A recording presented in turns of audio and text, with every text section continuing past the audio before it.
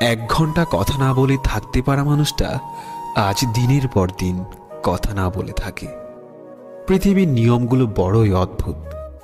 যাকে তুমি সবচেয়ে বেশি ভালোবাসো সেই তোমার দুঃখের কারণ হবে।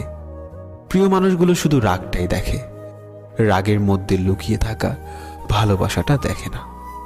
মিথ্যে প্রতিশ্রুতির চেয়ে কাউকে সরাসরি ফিরিয়ে দেওয়াটাই ভালো। এক বিন্দু অশ্রু যখন চোখ দিয়ে পড়ে, সেই অশ্রুর ফোঁটা শুধু তোমার কথা বলে। মনের ভাষা বোঝো না তুমি, মুখে বলি তাই। শত আঘাতের পরেও তোমায় ভালোবেসে যায়। যে মানুষটা অল্পতেই খুশি হয়, সেই মানুষটা অল্প আঘাতেই অনেক বেশি কষ্ট পায়। কিছু কথা বলা বাকি ছিল, আর হয়তো কোনোদিন বলা হবে না। ভালোবাসলেই কি তাকে পেতে হবে? থাকুক না সে দূরে তার মতো করে। কেউ না চেয়ে পেয়ে যায় বারবার, আর কেউ হাজার চেয়েও পায় না। কাঁদতে পারার চেয়ে কাঁদতে না পারার যন্ত্রণাটা বেশি ভয়ঙ্কর। হয়তো তোমায় পাবো এই আশা নিয়ে এখনো অপেক্ষায় থাকি। শূন্যতা অনুভব করা যদি ভালোবাসা হয়, তাহলে আমি তোমাকে প্রতিটি মুহূর্তে ভালোবাসি। সত্যিকারের ভালোবাসাগুলো কখনোই সঠিক মর্যাদা পায় না। কপালে সুখ লেখা না থাকলে সেই কপাল পাথরে ঢুকেও লাভ নেই। এতে কপাল যথেষ্টই ফোলে, কিন্তু ভাগ্য একটুও ফোলে না। অনেকক্ষণ রাগ করে বসে থাকার পর মনে পড়ল, আমার তো রাগ ভাঙানোর মতো কেউ নেই।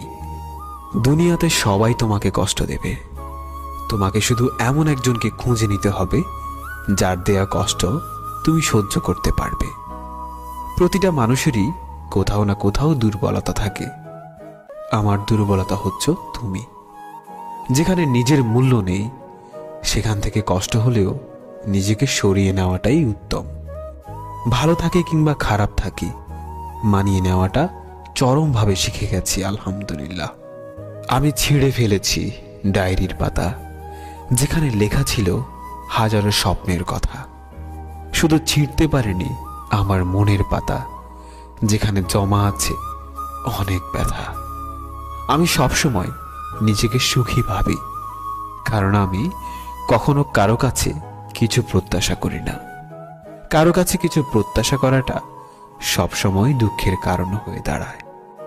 হাসতে ভুলে যাইনি, শুধু বাস্তবতাকে বুঝতে শিখে গেছি।